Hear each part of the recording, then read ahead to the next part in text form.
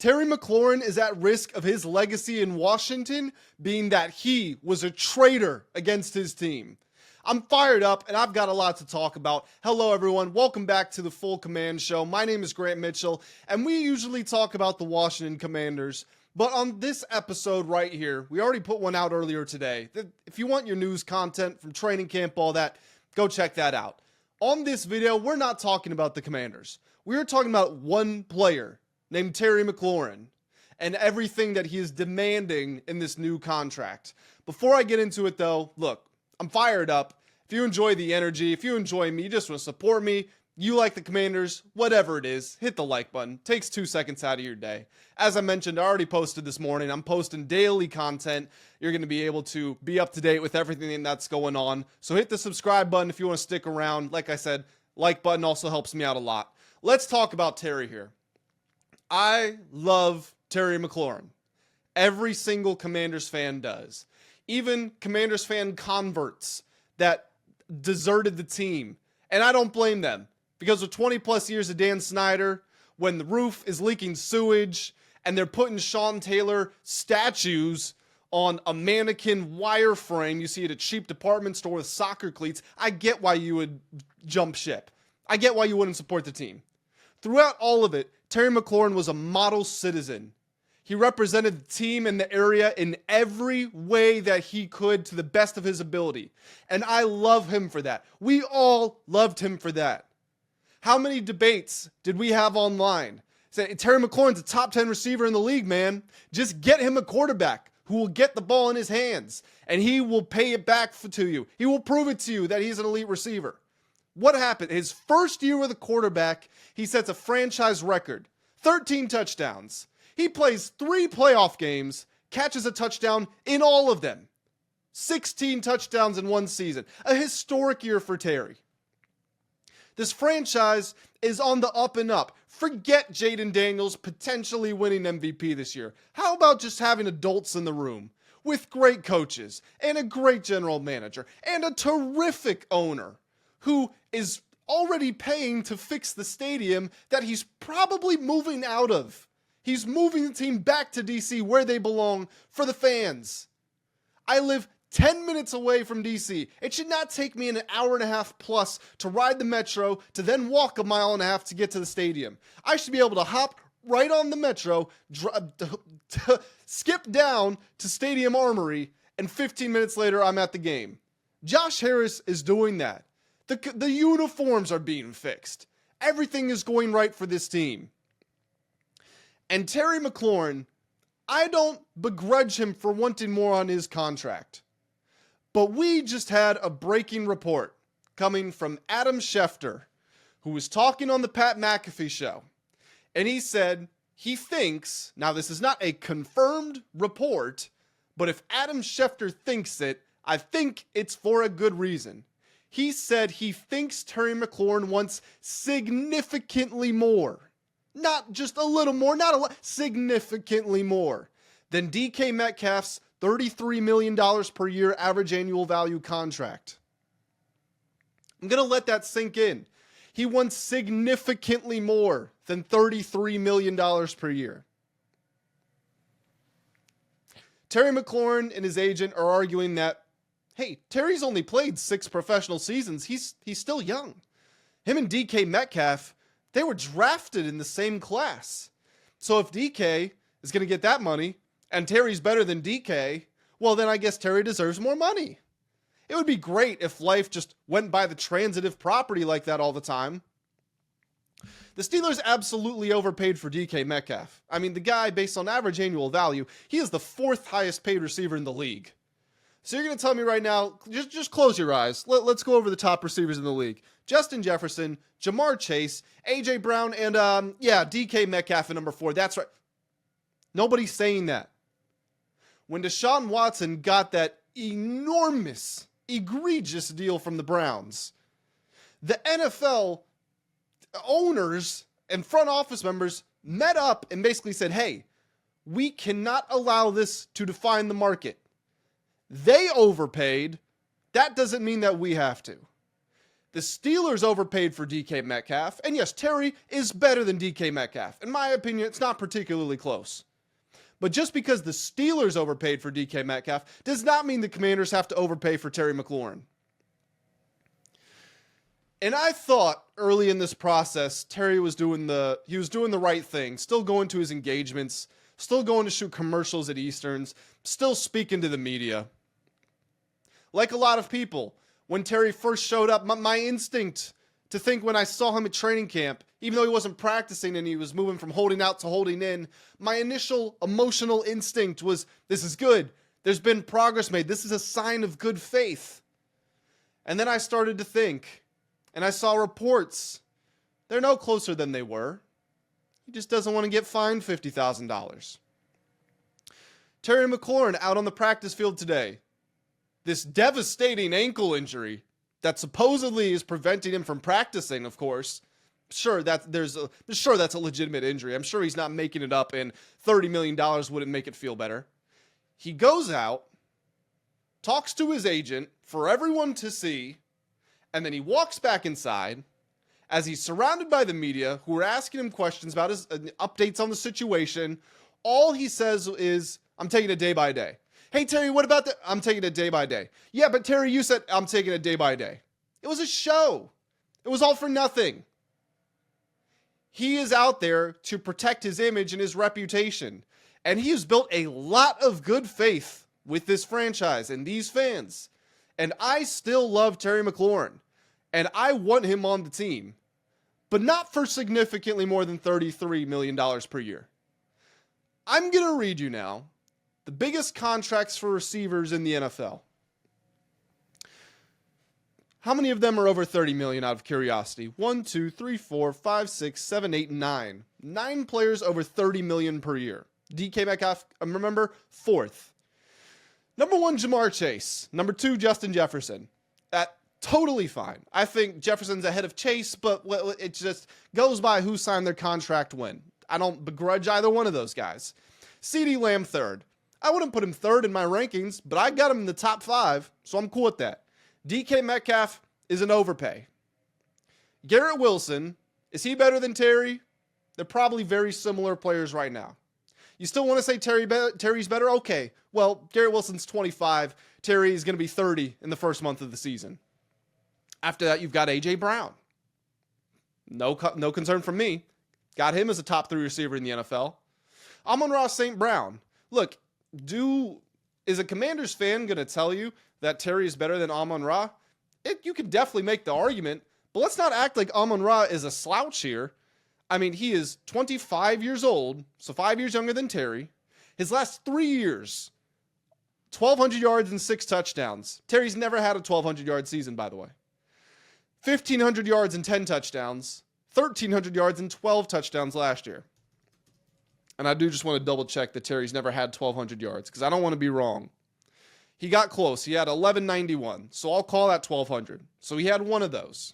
My apologies to Terry McLaurin and his representation. Hope they don't try to add more money to the contract because of that. After that, you got Brandon Ayuk. It's a little bit of a lost cause. He was young, talented. His 49ers were in their Super Bowl window. It made sense. Huge injury, blows it up. It's almost unfair to judge right now. Tyreek Hill, 31 years old, but he didn't just sign the contract. He's been in Miami now for a few years, making $30 million exactly. And when he signed that, it was looked at as it was the highest or the biggest deal, I believe, in the NFL at the time for receivers. The first one to be just under $30 million is T. Higgins. He's at just about $29 million. I think T. Higgins and Terry McLaurin are very similar players in terms of their production. I can make an argument that T. Higgins is better. Last year, he only played in 12 games, had 900 yards and 10 touchdowns. We're talking about Terry and how terrific of a season he had. It took Terry 7 more games to get 180 more yards and 3 more touchdowns. Let's just be honest with each other. Terry is great, and we can love Terry, and we can appreciate Terry and want him to get paid. But what he is asking for, to be grouped among these players, he's not one of them. He is not one of the gods of the NFL. And if you're not, then you don't deserve to be paid like one. Take numbers out of it. Even take age out of it. I'm going to say Terry, and then I'm going to say a different player. And I need you to think about who stresses a defense more. Not who do you like more, not who do you trust to catch a ball more, but everything that goes into it. What is their speed? What was their ability to separate? Jump ball ability. How heavily do you have to adjust your game plan for this one player? Terry and Jamar Chase. Come on. Justin Jefferson, DK Metcalf, CeeDee Lamb. How about Malik Nabers? No conversation to be had. Terry loses all of those. Garrett Wilson, we'll call it even. Garrett Wilson's 5 years younger. Amon-Ra St. Brown. Probably Amon-Ra by a little bit, and he's 4 years younger. Tyreek Hill, come on. Now, they're both old by receiver standards, but Tyreek Hill, Noah Lyles is scared to race him. I ran track.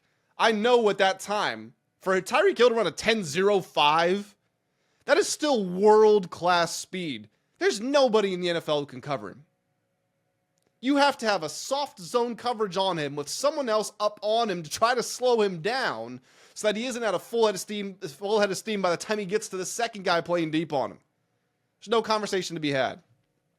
T. Higgins at 6'4", with his red zone threat, T. Higgins probably stresses the defense more. Then we get to guys like Nico Collins, probably better player than Terry right now. I'm not a massive Mike Evans guy like some other people. Who would you rather want? If we're talking about consistency, Mike Evans is the master of that. You got a lot of dynamic young players in the league. Brian Thomas Jr., any of these guys, they're going to get paid, and I guess that's a separate point because they are on rookie deals, and we know the contract extension is coming for them.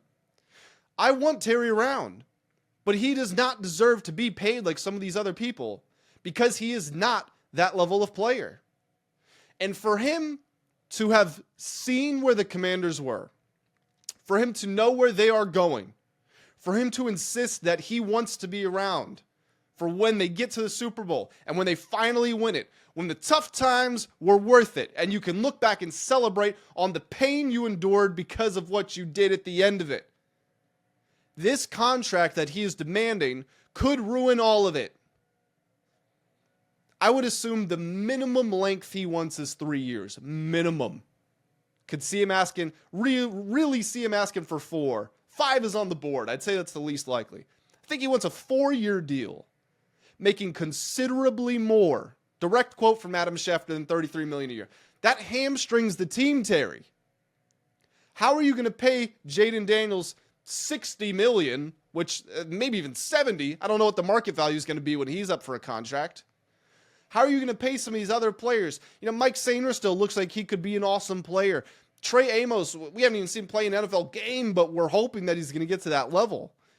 There's a reinvestment in the youth of this team, despite there being so many veterans. All those one-year deals mean that they're ready to transition to the next generation as soon as they can. How are they going to do that when they're paying $33+ million to a guy who's going to be in his age 34 season at the end of this contract? It's just not tenable for a long-term championship window. And this is what makes me more frustrated than anything. Terry knows that. He's a smart guy, and he is beloved here. But he's trying to hold the Commanders to the fire and say, if you want to win a Super Bowl, if this is your Super Bowl window, then you don't have a choice. You have to pay me anything I want. And I will be damned if the Commanders pay Terry what's considerably more than $33 million, 36, 37 million a year. That is not happening. There were reports that the Commanders didn't want to pay him a whole lot more than he was already making, which I believe works out to an average annual value of $23 million. They said that they saw him in sort of the Mike Evans tier. Mike Evans is, I think he's 21, 22 million.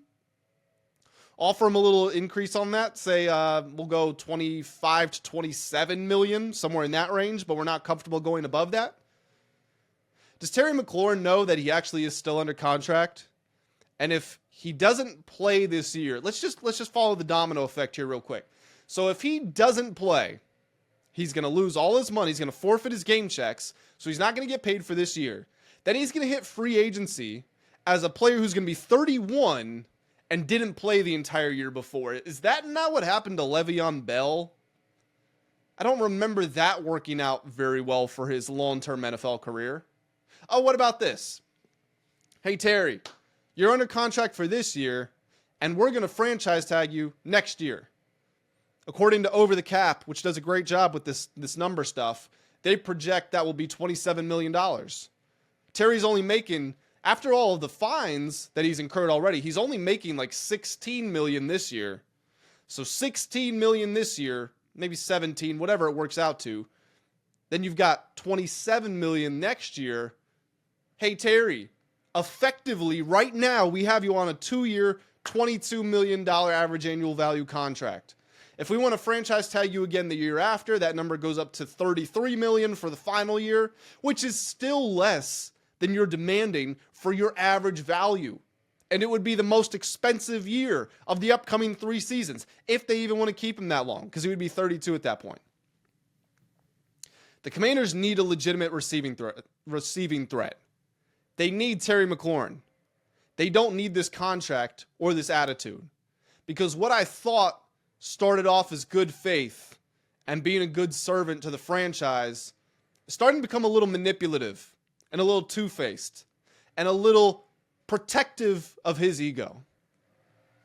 Back in the heart of the summer, back in the heart of the offseason, I should say, it's July 28th, it's still the heart of the summer, I was campaigning for the Commanders to trade Terry. Get a first-round pick, maybe another asset, go either reinvest that in the draft or flip it. See if you can get what would it take to get Drake London from the Falcons or Chris Olave? You're worried about injuries? Okay, go for someone else. But point being, I wasn't confident a deal was going to get worked out. And there were a lot of talking heads, a lot of pundits, I should say. That's the more respectful term. And I do have respect for those guys. A lot of pundits saying that there's no need to worry until we get to training camp and the deal isn't done yet. Well, we are a week into training camp and the deal's not done. And the two sides are not close, according to all reports. But we'll see what happens. If you want to know where to get your news from, it is from right here at the Full Command Show. Again, my name is Grant Mitchell. If you guys enjoyed this video, hit the like button. It helps me out tremendously, like you have no idea. Please hit that like button. Go to the comment section. Let me know what you think of this whole ordeal. Would you pay Terry? Is he being a diva? Do you hate my perspective? Whatever it is, I make these videos for you guys. I want to build this community. I respect your opinions, and I'll be replying to everybody. Subscribe to the channel if you want to be tuned in for daily content. I'll catch you all in the next one. Have a great day. Chew with me. Got a little chew with me.